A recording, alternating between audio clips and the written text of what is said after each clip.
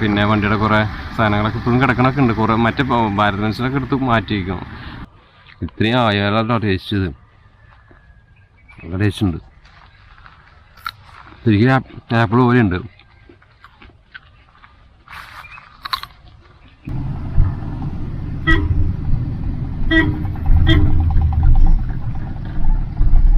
നമസ്കാരം, മണിബസിൻ്റെ പുതിയ വീഡിയോയിലേക്കും സ്വാഗതം. അപ്പോൾ രണ്ടാമത്തെ എപ്പിസോഡിലേക്കും സ്വാഗതം. ഞാനിപ്പോൾ എപ്പിസോഡ് തുടങ്ങണത് നമ്മുടെ ഷിരൂരിൽ നിന്നാട്ടോ. അപ്പോൾ നമ്മുടെ വണ്ടി ഇവിടെ നിൽക്കുന്നുണ്ട്, ഇതാ നിൽക്കണു. അപ്പോൾ സമയം ഒരു 6-6:30 മണിയായി. കഴിഞ്ഞ എപ്പിസോഡിൽ നമ്മൾ നിർത്തി, അതിൻ്റെ ബാക്കി ഭാഗമാണ് നമ്മൾ ഇന്നത്തെ എപ്പിസോഡിൽ ചെയ്യാൻ പോകുന്നത് കേട്ടോ. ആ കാണുന്ന പാലൊക്കെ നിങ്ങൾ ഒരുപാട് ടി വിയിൽ കണ്ടിട്ടുണ്ടാവും. ഞാൻ 4 വർഷം മുന്നേ വന്ന സമയത്ത് അവിടെ ഒരു ചായപ്പീടിയും ഒരു അമ്പലമൊക്കെ ഉണ്ടായിരുന്നു. അതിൻ്റെ ഉള്ളിൽ പോയിട്ട് ഞാൻ ഭക്ഷണമൊക്കെ കഴിച്ചിട്ടുണ്ടായിരുന്ന ആ ചായപ്പീടിയില്ല. അമ്പലം അപ്പുറത്ത് നീങ്ങിയിട്ടുണ്ട്, അത് പോയിട്ടില്ല. എന്താ അല്ലേ, ഒരു 8 മാസം മുന്നേ ഇവിടെ എന്തൊക്കെയാണ് ഉണ്ടായത് അല്ലേ, മറക്കാൻ പറ്റില്ല. കംപ്ലീറ്റ് മണ്ണ് മൂടി കിടക്കുന്നുണ്ട്. മണ്ണല്ല, എന്താ കംപ്ലീറ്റ് ഈ മലയാണ് ഇടിഞ്ഞ് അന്ന് വന്നത്. ഈ മല ഇടിഞ്ഞ് വന്നിട്ട് ഇതിൻ്റെ ഉള്ളിലേക്ക് പോയി.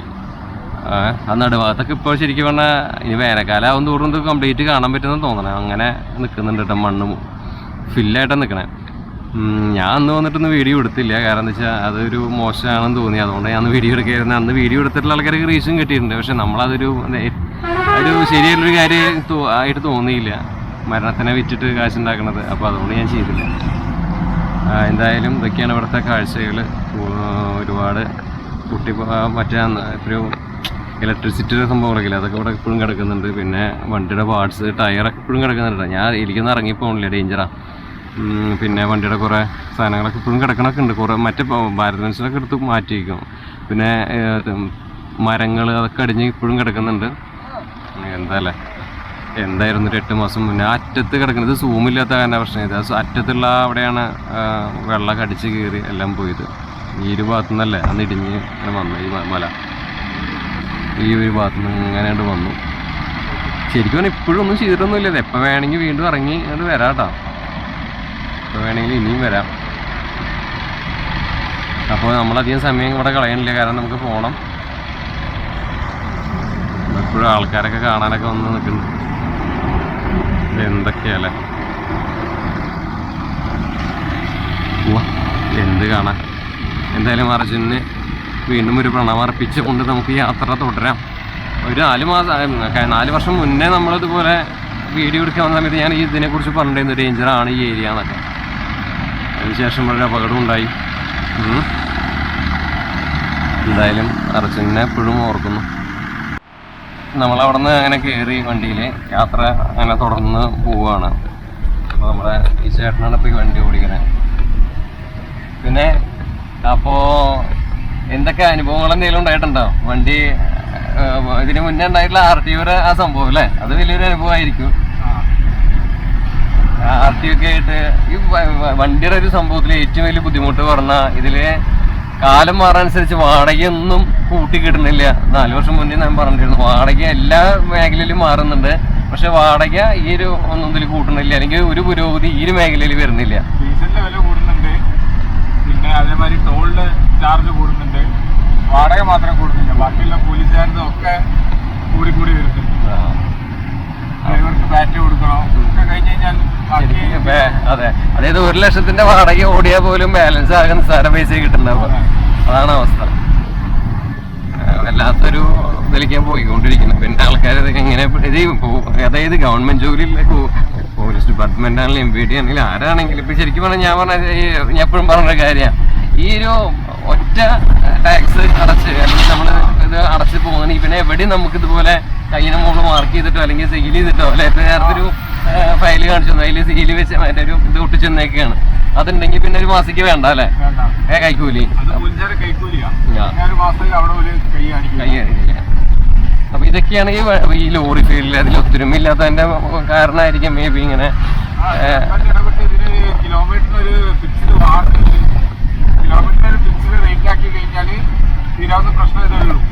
അതെ അതെ അതെ.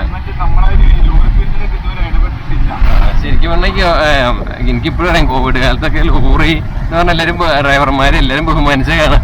എപ്പോഴും ആ കോവിഡ് കാലം ഇപ്പോഴും നമുക്ക് ഈ ട്രക്ക് മേഖല, ഈ വണ്ടികളിൽ, ഈ നാഷണൽ ലോറിയിൽ സംഭവങ്ങളൊക്കെ വന്നാൽ മാത്രം നമുക്ക് ഈ അരി നമ്മൾ വീട്ടിൽ ഭക്ഷണം കഴിക്കാൻ പറ്റുള്ളൂ. അപ്പൊ അത് പല ആൾക്കാരും മറക്കുന്നുണ്ട്. അത് ഓരോ വണ്ടികൾ ഇത് എങ്ങനെ പോണത്, നമ്മള് ഈ കാറുകളൊക്കെ ചിലപ്പോൾ ബുദ്ധിമുട്ടിച്ചിട്ട് ഹോണടിച്ച് പോകുമ്പോൾ ശരിക്കും അവരെ ആലോചിക്കുന്നത് നമുക്കും അരി തരാൻ വേണ്ടിയിട്ട് അല്ലെങ്കിൽ നമുക്കും ഭക്ഷണം കിട്ടാൻ വേണ്ടിയിട്ടാണ് അവരും കഷ്ടപ്പെടുന്നത് എന്നാണ്. പക്ഷേ സാധനമാണ് ഈ വണ്ടിയിൽ കൊണ്ടുവരുന്നത്. അതെ അതെ ഇതാണേലും പൂയാണേലും ബാക്കിയുള്ള എന്ത് സാധനമാണ് നമുക്കും കൂടി ആവശ്യമുള്ള സാധനമാണ് കൊണ്ടുവരുന്നത് ആരും ചിന്തിക്കില്ല. അതാണ് ലോറി ഡ്രൈവർ എന്ന് പറഞ്ഞു കഴിഞ്ഞാൽ ഇപ്പൊ എന്തോ ഏറ്റവും ലോ ലെവലിലുള്ള എന്തോ ഒരു ജോബായിട്ടാണ് കാണുന്നത്. പുറമെ യൂറോപ്യൻ രാജ്യങ്ങളിലൊക്കെ അത് അതിന് അതിൻ്റെതായ ഒരു വാല്യൂ അവർ കൊടുക്കുന്നുണ്ട്. അവിടെ ഒരു നേഴ്സിനെക്കാട്ടിലും അല്ലെങ്കിൽ ഒരു ഡോക്ടറെക്കാട്ടിലും ശമ്പളം ഉണ്ട് ഡ്രൈവർക്ക്. പിന്നെ ഇവിടെ നമുക്ക് ചിലപ്പോൾ സമയത്ത് കുളിക്കാനോ നനയ്ക്കാനൊന്നും പറ്റില്ല. കാരണം ചിലപ്പോൾ എക്സ്പ്രസ് ലോഡായിരിക്കും നമുക്ക് ഉണ്ടാവുക. അപ്പോൾ നമുക്ക് നിർത്താതെ പോകേണ്ടി വരും. അതെ, ടൈം ടു ടൈം.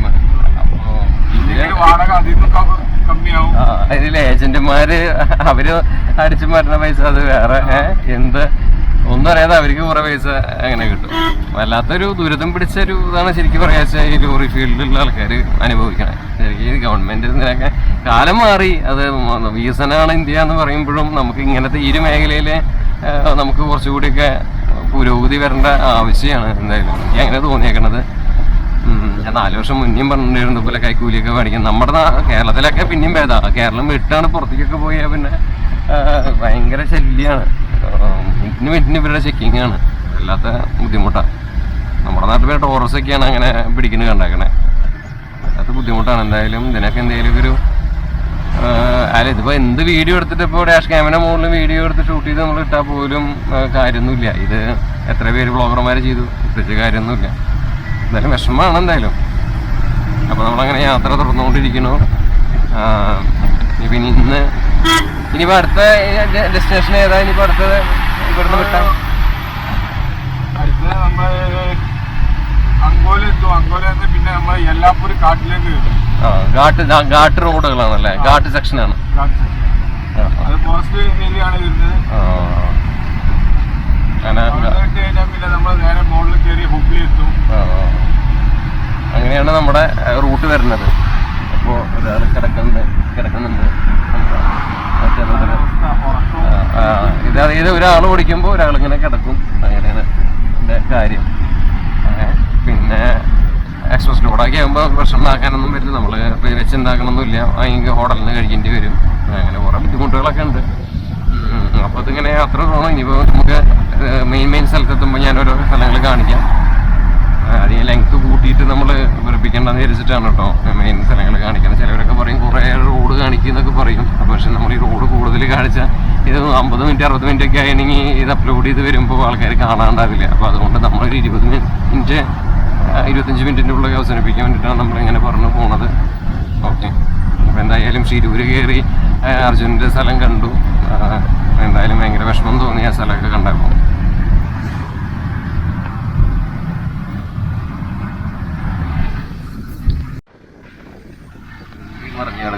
വണ്ടി മറിഞ്ഞു കിടക്കണതാ. എന്താല്ലേ ഇത് ശീലമുണ്ട്. പെട്ടെന്ന് ക്യാമറന്റെ ഓർമ്മ. സമയം 7 മണി. നമ്മളെ ഇനി ഈ ഒരു വിജയേട്ടൻ്റെ കടയിൽ നിന്ന് വെള്ളമൊക്കെ പിടിച്ച് ചായയൊക്കെ കുടിച്ചിട്ടാണ് നമ്മൾ ഇവിടുന്ന് യെല്ലാപ്പൂർ എന്ന് പറഞ്ഞ സ്ഥലം കേട്ടോ. ഇവിടെ പാർക്ക് ചെയ്തിട്ടുണ്ട്. ഇവിടെ വെളിച്ചമൊന്നുമില്ല. കുറേ നമ്മുടെ വണ്ടി ഇവിടെ ഇട്ടിട്ടുണ്ട്. ഇതാ കാണണം. വെളിച്ചില്ലാത്ത കാരണം നമുക്ക് കാണാൻ പറ്റുന്നുണ്ടോ? വണ്ടി പാസ് ചെയ്യട്ടെ അപ്പോൾ കാണാം. കിട്ടില്ല, ഭയങ്കര ഇരുട്ടായിട്ടുള്ള സ്ഥലം. അപ്പോൾ അവിടെ ഇവിടെയൊക്കെ ആയിട്ട് വണ്ടികളൊക്കെ ഇങ്ങനെ പാർക്ക് ചെയ്തിട്ടുണ്ട്. അപ്പോൾ ഇവിടുന്ന് ചായയൊക്കെ കുടിച്ചിട്ട് ഇനി വെള്ളമൊക്കെ നിറച്ചിട്ടാണ് നമ്മൾ ഇനി പോകുള്ളൂ. വെള്ളം നിറയ്ക്കണം വണ്ടിയിൽ, എന്നിട്ട് ചായയൊക്കെ കുടിച്ച് ഇവിടുന്ന് പോകും. അപ്പോൾ നമ്മളെന്തായാലും ഇവിടുന്ന് പോവുകയാണ്. ഓരോ വണ്ടികൾ എന്തൊരു വേഗതയിലാണ് പോണ ലോറികൾ. അപ്പോൾ നമ്മൾ വെള്ളമൊക്കെ എടുത്ത് വെച്ചു. അപ്പോൾ ഇനി നമ്മൾ വണ്ടിയിൽ കയറുകയാണ്. ഇനി അടുത്തത് ഹുബ്ലിയിലൊക്കെ ചെന്നതിന് ശേഷം ഞാൻ കാണിക്കാം. അതിന് മുന്നേ ഏതെങ്കിലും കാണിക്കാൻ പറ്റുകയാണെങ്കിൽ കാണിക്കാം. അതിനുശേഷം നമ്മൾ തോട്ടത്തിലെത്തിയതും അവിടുത്തെ കായ പൊട്ടിക്കേണ്ടതും അങ്ങനെ ഈ ഒരു വ്ളോഗ് അങ്ങനെ സെറ്റാക്കാമെന്നാണ് വിചാരിക്കണത്. ഓക്കെ, അപ്പോൾ പിറ്റേ ദിവസം സമയം 7 മണി. ഇപ്പോൾ സൈഡിൽ കാണുന്നത് തോട്ടങ്ങളും കാര്യങ്ങളൊക്കെയാണ്. ഏകദേശം നമ്മളൊക്കെ ഈ തോട്ടത്തിലേക്ക് എത്താറായി. സൈഡിലൊക്കെ മാവിൻ്റെ തോട്ടവും പേരയും ഒക്കെ കാണാം. റോഡ് ചിലപ്പോൾ അത് ഭയങ്കര മോശമായിട്ടായിരുന്നു. ഞാനത് എടുക്കാൻ ഷൂട്ട് ചെയ്തില്ല എന്ന് മാത്രം. വളരെ മോശമായിട്ട് കിടക്കുന്ന ഭാഗങ്ങളുണ്ടായിരുന്നു. ഈ വേദിയിലെത്തിയപ്പോൾ ഒക്കെ നല്ല ഭംഗിയായിട്ട് കിടക്കുന്നത് നിങ്ങൾ കണ്ടത്. വർഷത്തിന് മുന്നേ കുറേ മോശം റോഡുകളുണ്ടായിരുന്നു, അത് എടുക്കാൻ പറ്റിയില്ല. അപ്പോൾ ഏകദേശം നമ്മളിപ്പോൾ നമ്മുടെ ഡെസ്റ്റിനേഷൻ എത്താറായിട്ടുണ്ട്.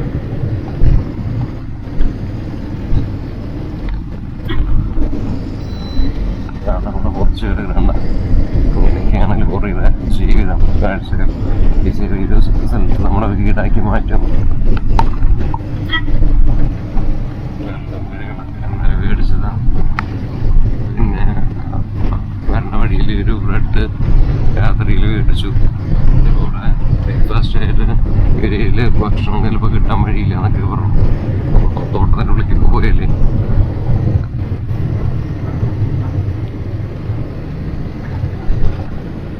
അപ്പോൾ ഈ ഭാഗത്താണ് ഫ്രൂട്ട്സുകളൊക്കെ ഒരുപാടുണ്ടാവണേ. നല്ല തണുപ്പുണ്ട് ഇവിടെ. എത്ര ഇപ്പം തണുപ്പ് ഇവിടെ 15 ഡിഗ്രി.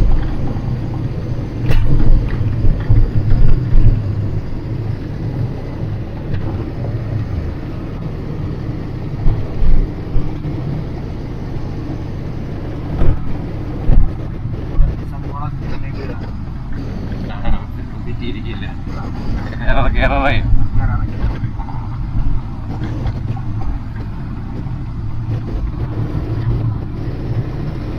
ട്രാക്ടറാണ് ഇവിടെ മെയിൻ.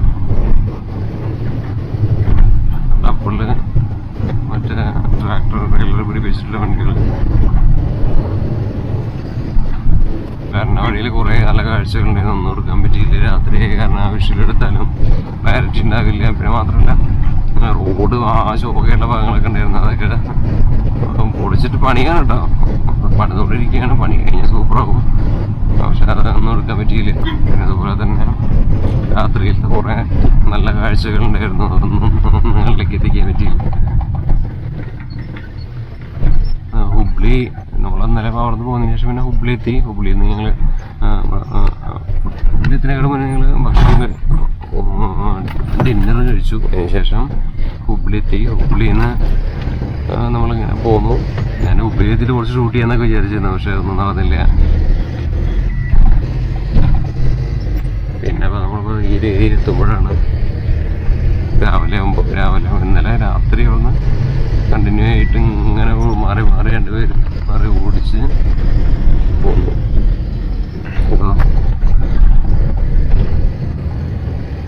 അപ്പം നമ്മൾ മിനിങ്ങാന്ന് രാത്രിയില്ലേ പോകുന്നത്? മിനിങ്ങാന്ന് രാത്രി എനിക്ക് പുലർച്ചെ നേരത്ത് ഒരു 12 മണി നേരത്ത് പോകുന്നുണ്ട്. ഇന്ന് 3-ാം ദിവസം നമ്മുടെ ഇവിടെ പുലർച്ചെ ഇവിടെ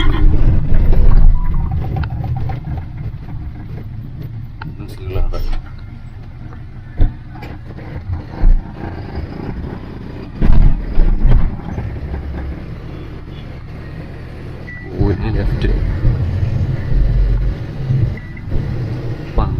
പന്താർപൂർ കൊടുവാടി ഏറ്റവും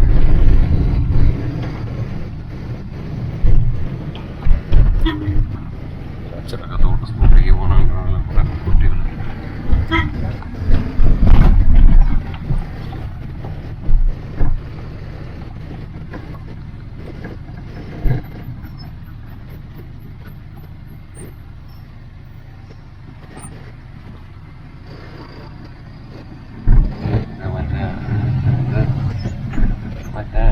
മൂവരൻ്റെ ഫുള്ള് പണ്ടൊക്കെ ഇട്ടിരിക്കുന്ന ആളാണല്ലോ. ആളുടെ എത്ര ഗോൾഡ് ഇട്ടേക്കണല്ലേ, ഗോൾഡ് മാനാണല്ലേ. മറ്റേ പകത് വാസില് മറ്റേ സിനിമയിലെ പോലെ.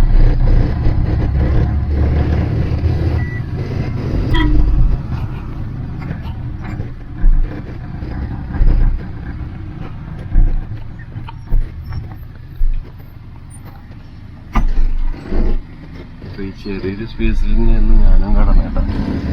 ഇത്രയും ഭാഗത്ത് നമുക്കും കിട്ടിയൊരിടം. അങ്ങനെ കടന്ന് രാവിലെ അയക്കും. ഇവിടുന്ന് പൂനെക്ക് 227 കിലോമീറ്റർ കാണിക്കണം. പന്താ 31 കിലോമീറ്റർ. സംഗോളയ്ക്ക് ഇനി ലെഫ്റ്റ് തിരിയും. സംഗോള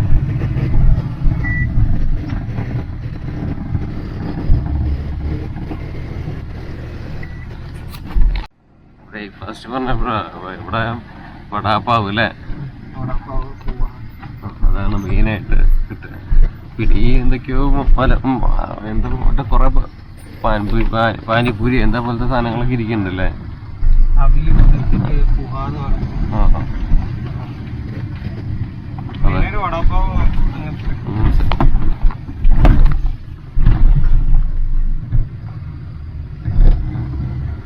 ഇനിയിപ്പോ തോട്ടങ്ങളുടെ ഭാഗത്തേക്ക് കിടക്കാറായില്ലേ?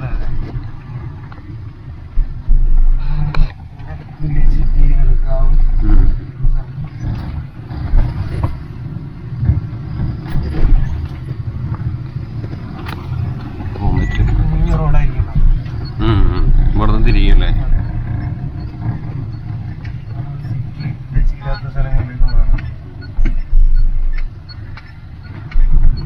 അതായത് ഇവിടെ സിറ്റി, ഇത് സിറ്റിയാണോ? സിറ്റിയാണ്. പക്ഷെ എന്നാലും സിറ്റി ആണെങ്കിൽ പോലും ഇത് അതന്നെ കുറച്ച് അങ്ങനെ ഒരു ഇതായിട്ട് പോഷായിട്ട് നമ്മുടെ എന്തെങ്കിലും തോന്നില്ല അല്ലേ? അതാണ്.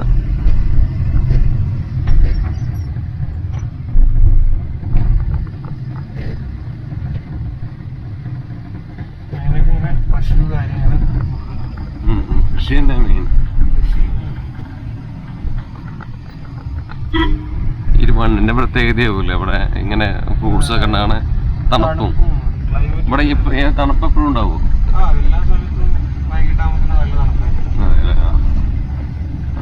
അതാണ് ഈ ഫ്രൂട്ട്സ് ഒക്കെ ഉണ്ടാവണം അവിടെ.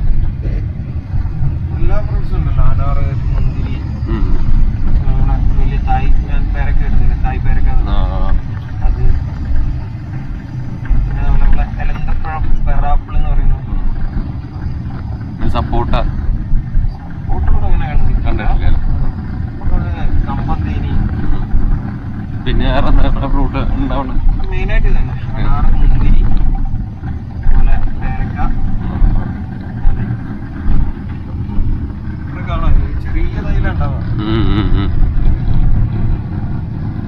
മാവുണ്ടോ? വർഷത്തില് 2-3 പ്രാവശ്യം കഴിക്കുന്ന ചെറിയ ടൈപ്പ് നല്ല തൈ. ചെറിയ ടൈപ്പ്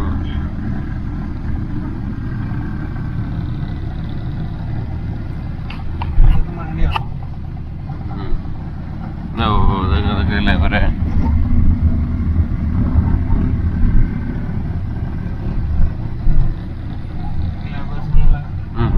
താമസിക്കാറുള്ളത്. ഓരോ തോട്ടങ്ങൾ തന്നെയാണ്. ചോളം,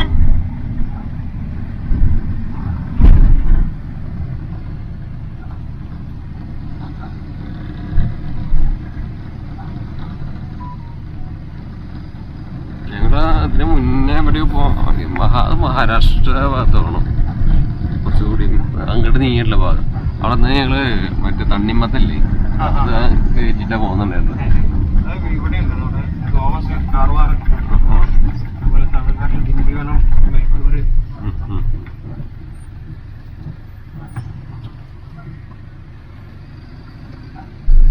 മൂന്നുകൂടെ ഹൈവേ പോകുന്നുണ്ട് അല്ലേ?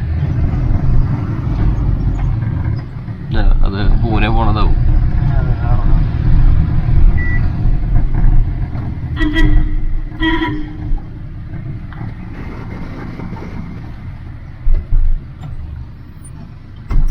ഇതൊക്കെ നമ്മുടെ ഏറ്റവും വലിയ വീട് എന്ന് പറയും ഈ സൈഡ്. അതെ,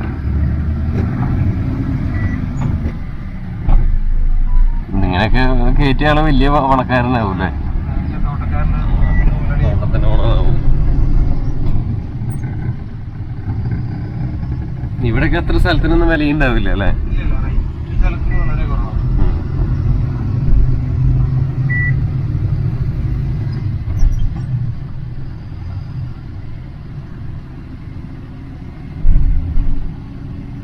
വെള്ളത്തിനൊക്കെ കൃഷിയൊന്നുമില്ലല്ലോ, വെള്ളമൊക്കെ ഉണ്ടല്ലേ? വെള്ളമുണ്ട്, ബോറ് കൂടുതലും ബോറുണ്ടാവും. കൃഷിക്ക് ഡാമിലത്തെ വെള്ളം ഉണ്ടാവൂലേ? ഇതാ പൈപ്പ് പോകുന്നുണ്ട്.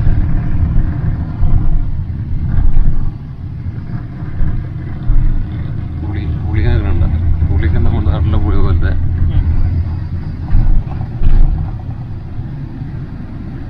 വേപ്പ് ഉണ്ട്, വേപ്പ് മരം.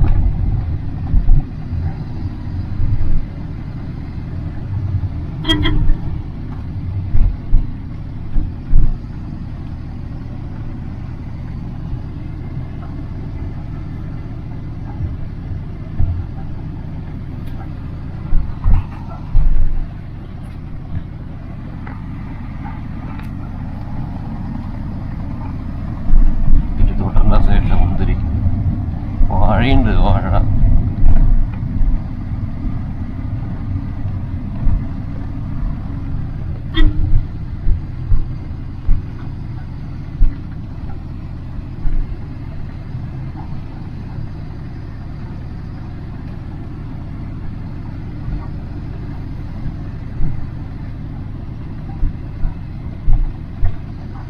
കരിമ്പ്, ചോളം ഒക്കെ അതില് കാണാണ്ട്.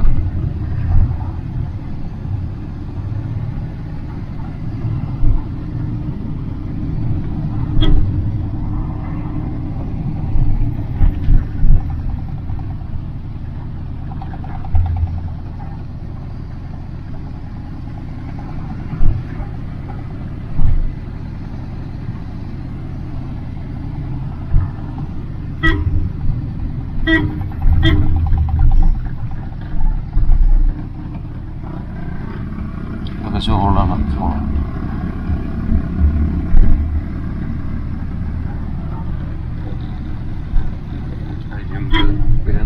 ചെറിയ ടൈപ്പ്, ഇതൊരു ചെറിയൊരു ഇല പോലെ. അല്ല, ചോളം ചെറുതിൽ വരുന്നത് വലുതായിരുന്നു. ഇഷ്ടം പോലെ ചോളം, സൈഡ് മുഴുവൻ ചോളം.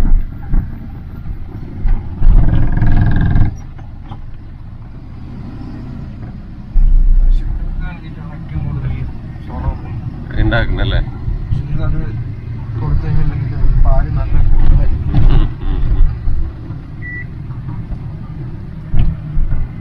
ഷുഗർ കാണാനുണ്ട്.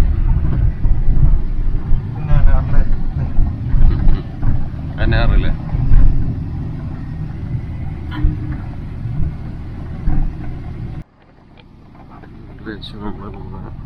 സ്ഥലത്ത് തറയും കരിമ്പ്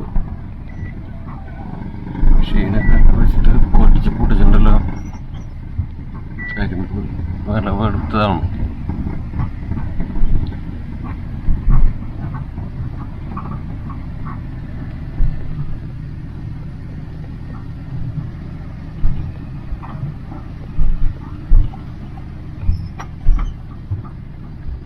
ഇതാണ് ഡ്രാഗൺ ഫ്രൂട്ട് അല്ലേ? ഡ്രാഗൺ ഫ്രൂട്ടും ഉണ്ട് അവിടെ.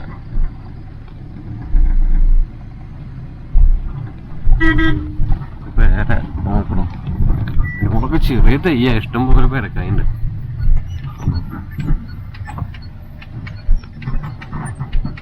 പേര തായ് പിങ്ക് അല്ലെ, തായ് പേര.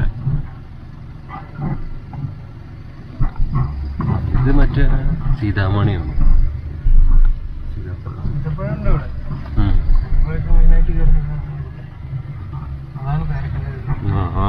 നമ്മള് കവറിട്ട് വെച്ചേക്കാല്ലേ? ആ ചെറിയ തയ്യല്ലേ? ഇപ്പൊ നമ്മളെ വീട്ടിൽ കൊണ്ടുപോയി ഇതേ സാധനം വെച്ചാൽ അതേപോലെ തയ്യലാണ് ഉണ്ടാവൂലേ? പേരുടെ തയ്യ മേടിക്കണമെന്നുണ്ട്.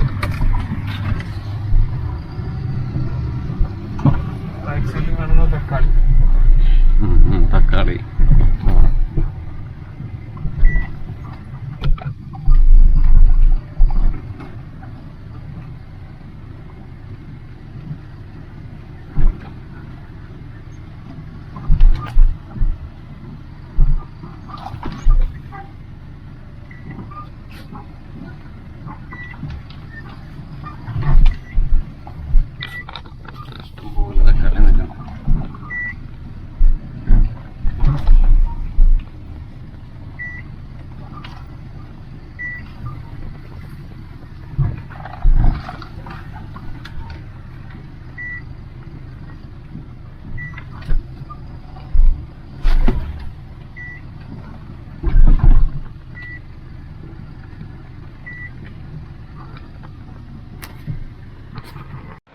നമ്മളങ്ങനെ ഇവിടെ എത്തിയിട്ടുണ്ട്.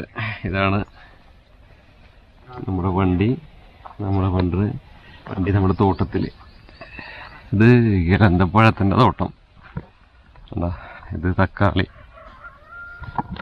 എത്ര നിൽക്കണേ,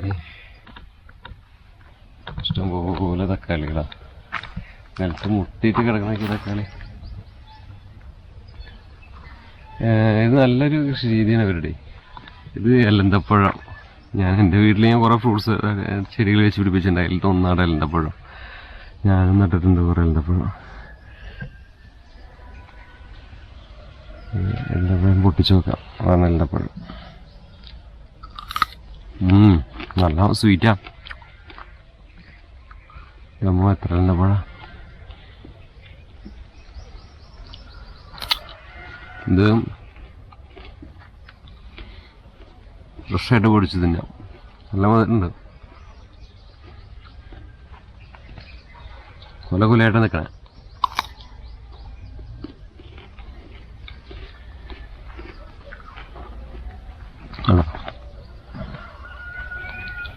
മൊത്തം എലന്തപ്പഴത്തിൻ്റെ തോട്ടാട്ടോ.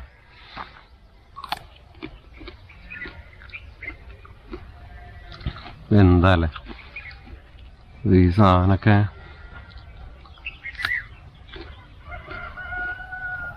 സംസാരിക്കാൻ കിട്ടണില്ല, വായല എന്തപ്പോഴായ കാരണം. ഈ ഒരു മുള്ളിച്ചെടി പോലെയാട്ടോ ഈ എലന്തപ്പഴത്തിൻ്റെത്. എൻ്റെ വീട്ടിൽ വെച്ചിട്ടുണ്ടായിട്ടുണ്ട് ഈ സാധനം. ഇത് പണ്ടൊക്കെ നമ്മുടെ നാട്ടിലേ പുളിയച്ചാറ് എന്നൊക്കെ പറയില്ലേ, അങ്ങനെ സാധനമൊക്കെ കിട്ടും. അതിൽ പെട്ടിട്ടുള്ളതാണത്. പാവങ്ങളുടെ ആപ്പിള്, ബേറാപ്പിള് എന്നും പറയും. കംപ്ലീറ്റ് ഇത് വളരെ ചെറുത് നല്ല മധുരമുണ്ട്, വലിപ്പമാകുമ്പോൾ നല്ല മധുരമുണ്ട്. ഇത് ഒരു കുറ്റിച്ചെടി പോലത്തെ ഒരു സംഭവം കേട്ടോ. അപ്പം അത് ഇവിടെയൊക്കെ ഇങ്ങനെ ബയറുകളാണ് തൂങ്ങിക്കിടക്കുന്നത്. ഇതൊരു വള്ളിച്ചെടി പോലെ ഇങ്ങനെ ഇഷ്ടം പോലെ. അച്ചാറിടാനൊക്കെ ആയിട്ട് പറ്റും ശരിക്കും. അങ്ങനത്തെ ടൈപ്പാണ്. ഈ വീഡിയോയിൽ എത്ര കിട്ടുമെന്ന് അറിയില്ല, പക്ഷേ സംഭവം അടിപൊളിയാട്ടോ. ലൈവായിട്ട് പൊട്ടിച്ച് തിന്നുമ്പോൾ നല്ല രസമുണ്ട്. തോട്ടത്തിൻ്റെ കാവൽക്കാരപ്പുറത്തുണ്ട് തോന്നുന്നു. അവിടെ നിൽക്കുന്ന കാണാണ്ട് പഴുത്തിട്ട് നിൽക്കണമെങ്കിൽ.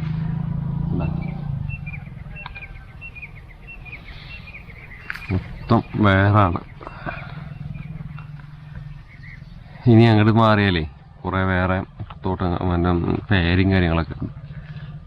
അതൊക്കെ ഞാൻ കാട്ടിത്തരാം. അങ്ങോട്ട് പോകുന്നതും കുറേ ഉണ്ടല്ലോ. ഇത് നല്ല തോട്ടമാണല്ലോ അല്ലേ, പിന്നെ അങ്ങനെ ഉണ്ടാവും ഒരുപാട് കേട്ടോ. അതങ്ങനെ ഉള്ളിക്കാൻ നടക്കുന്നതോറും ഇതന്നെ സെയിം കാട്ടി തന്നെ കാട്ടേണ്ട, റിപ്പീറ്റേഷൻ വേണ്ട വെച്ചിട്ടാണ്. മൊത്തം ഈ കടയ്ക്കൊക്കെ നല്ല വണ്ണമുണ്ട്. ഇത് അത്യാവശ്യം നല്ല വഴക്കായിട്ടുള്ള സാധനമാണ്. പിന്നെ തൂങ്ങി വീഴാതിരിക്കാൻ വേണ്ടിയിട്ട് അവർ ഒരു മുട്ടൊക്കെ കൊടുത്തിട്ട് വെച്ചേക്കാണ്. ഉണ്ടോ അങ്ങനത്തൊക്കെ ഒരു ഇത് പഠിച്ചിട്ടിരിക്കണം. പിന്നെ പൊട്ടിച്ച് നോക്കാം. ഉണ്ടോ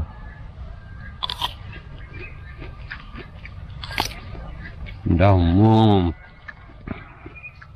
വരുമ്പോൾ കേട്ടെ ഇത്രയും ആയാലോ ടേസ്റ്റ് ചെയ്ത്. നല്ല ടേസ്റ്റ് ഉണ്ട് ശരിക്കും. ആപ്പിൾ പോലെ ഉണ്ട്.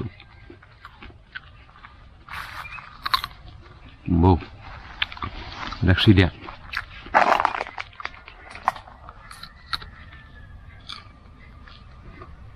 അടിപൊളിയാണ്, നല്ല മധുരം. കുറെ ആയിട്ടാണ് കിടക്കണേ.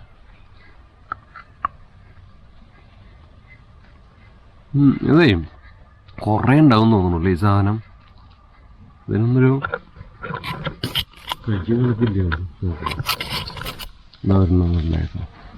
തൊടുമ്പോഴേക്കും പൊട്ടിപ്പോന്നു. കയ്യിലിരിക്കട്ടെ. നോക്കി എത്രയാണേ വേറാപ്പിള്. ശോ ചാകര എന്നൊക്കെ പറയില്ലേ, ഇങ്ങനെ കുനുകുനാന്ന് പറഞ്ഞാൽ നിൽക്കണ്ടേ. കുനുകുനാനെ കണ്ട നോക്കി എന്തൊരു ഭംഗിയാ. കാണാനൊരു കൗതുകല്ലേ. ഇങ്ങനെ ഒരുമിച്ച് ഇലയെക്കാട്ടും കൂടുതലായിട്ട് ഫ്രൂട്ട്സ് നിൽക്കണ ഒരു പഴച്ചെടി ഞാൻ ആദ്യമായിട്ടാണ് കണ്ടേട്ടോ. എത്ര നോക്ക് ഇങ്ങനെ തൊട്ടായിട്ട് അങ്ങനെ നിൽക്കണേ. അങ്ങനെയൊക്കെ എവിടെയെങ്കിലും ഞാൻ കണ്ടിട്ടില്ല എൻ്റെ ജീവിതത്തിൽ. മറ്റേ ആപ്പിൾ കാശ്മീരൊക്കെ ഉണ്ടായി നിൽക്കുന്നത് സംഭവം ഇതുപോലെയൊക്കെ തന്നെയാണ്, ഇല അറിയാതെ ഉണ്ടാവും. അതുപോലെയാണ് ഇപ്പോൾ ഈ ഒരു സാധനം. അപ്പോൾ അതിതൊന്ന് വെച്ച് പിടിപ്പിച്ച് ഒരെണ്ണം വീട്ടിലുണ്ടായാലേ ഇഷ്ടം പോലെ കഴിക്കാം. പിന്നെ ഇവിടുത്തെ പ്രകൃതിയുടെ ആയിരിക്കാം മേ ബി, പക്ഷെ എന്തായാലും ഒരു രക്ഷയില്ല. ഇഷ്ടം പോലെ പറഞ്ഞാൽ ഇഷ്ടം പോലെ ഇങ്ങനെ കുന്നുകൂടി ഇങ്ങനെ കുമിഞ്ഞു കൂടിയിട്ട് ഉണ്ടായിട്ട് നിൽക്കുന്നത് വേറെ ആപ്പിള്. നമുക്ക് സംബന്ധിച്ച് ഞാനൊരു ഫ്രൂട്ട്സ് പ്രേമിയാണ്. എൻ്റെ വീട്ടിൽ എക്സോട്ടിക് ഫ്രൂട്ട്സുകൾ ഒരുപാട് വെച്ച് പിടിപ്പിച്ചിട്ടുണ്ട്. കുറേ പോയി, കുറേ പോവും, കുറേ വീണ്ടും വെച്ച് പിടിപ്പിക്കും അങ്ങനെ. പക്ഷെ നമ്മുടെ നാട് അതിന് പറ്റിയതല്ല. സത്യം പറഞ്ഞാൽ നമ്മുടെ അടുത്ത് കുറേ പൈസയൊക്കെ ഉണ്ടെങ്കിൽ ഞാൻ ഈ നാട്ടിൽ വന്നിട്ട് കുറച്ച് സ്ഥലമൊക്കെ മേടിച്ചിട്ട് നമ്മളിപ്പോൾ ഇപ്പോൾ പൊള്ളാച്ചി അവിടെയൊക്കെ പോകുമ്പോൾ അങ്ങനെ നോക്കും. പക്ഷെ ശരിക്കും പറഞ്ഞാൽ ഇത് ആപ്റ്റായിട്ടുള്ള സ്ഥലം എന്നൊക്കെ പറഞ്ഞാൽ ഇതൊക്കെ ശരിക്കും ഉണ്ടാവാൻ പറ്റിയ സ്ഥലം ഇതൊക്കെ തന്നെയാണ് കേട്ടോ. ഈ ഒരു സ്ഥലമാണ് ഒറിജിനലി തന്നെ ഫ്രൂട്ട്സിനൊക്കെ പറ്റിയ കറക്റ്റ് തോട്ടം. അത് ഇതൊക്കെ ഒരുപാട് ഉണ്ടാവണം മണ്ണ് ഇതാണ് ശരിക്കും നമ്മുടെ ആ ഒരു ഏരിയയെക്കാട്ടും സൗത്തിനെക്കാട്ടും. അപ്പോൾ ഉണ്ടോ ഒരെണ്ണം നിൽക്കണേക്ക് ഇഷ്ടം പോലെ ഉണ്ട്, ഇഷ്ടം പോലെ നല്ല രസമുണ്ട് കാണാനായിട്ട്. ഇനി നമുക്ക് ഇതിൻ്റെ അപ്പുറത്ത് പോയിട്ട് നമുക്ക് മറ്റേത് നോക്കാം. പേരമരം ഒന്ന് കാണിച്ചു തരാം. അപ്പോൾ ഇതാണ് നമ്മുടെ ഒരു സാധനം എടുക്കുന്നത്. എന്തായാലും പൊളി. ഇതിങ്ങനെ കാണിച്ചുകൊണ്ടേ ഇരിക്കാൻ തോന്നുക. ഇത് അത്രമാത്രമല്ല ഇതിങ്ങനെ നിൽക്കണ കുമിഞ്ഞ് കൂടിയിട്ട്. അടിപൊളിട്ടോ. എലന്തപ്പഴം എന്താല്ലേ അടിപൊളി കാഴ്ചകൾ. എന്തായാലും ഒരുപാട് സന്തോഷം ഇങ്ങനെ ഈ എലന്തപ്പഴങ്ങൾ ഇങ്ങനെ നിൽക്കുന്നത് കാണുമ്പോൾ. അപ്പോൾ എന്തായാലും നമുക്ക് അടുത്ത തോട്ടം അല്ലെങ്കിൽ അടുത്ത ബാധിക്ക് എങ്ങനെയെങ്കിലും പോവാം. ഞാൻ എത്രമാത്രം ഇതിലേക്ക് വീഡിയോ അതിൽ ഇത് വരുമെന്ന് എനിക്കറിയില്ല. പക്ഷേ ഇവിടെ ഒരുപാട് എലന്തപ്പഴം നിൽക്കുന്നുണ്ട്. ഇതിൽ നിങ്ങൾക്ക് മാത്രം എത്ര കാണാൻ കിട്ടുമെന്ന് അറിയില്ല കേട്ടോ. ഈ തോട്ടം മുഴുവൻ എലന്തപ്പഴത്തിൻ്റെ തോട്ടങ്ങളാണ്. ഇതങ്ങനെ അങ്ങോട്ട് പോകുന്തോറും കുറേ ഉണ്ട്. കാണിച്ച് കുറേ പോകേണ്ടി വരും. അപ്പോൾ കുറേ നമ്മളങ്ങനെ എടുത്തെടുത്ത് ഇങ്ങനെ പോകണ്ടല്ലോ എന്ന് വിചാരിച്ചിട്ട് തൊടുമ്പോഴേക്കും എലന്തപ്പഴങ്ങളൊക്കെ അങ്ങനെ കയ്യിൽ വരുന്നുകൊണ്ടിരിക്കുക.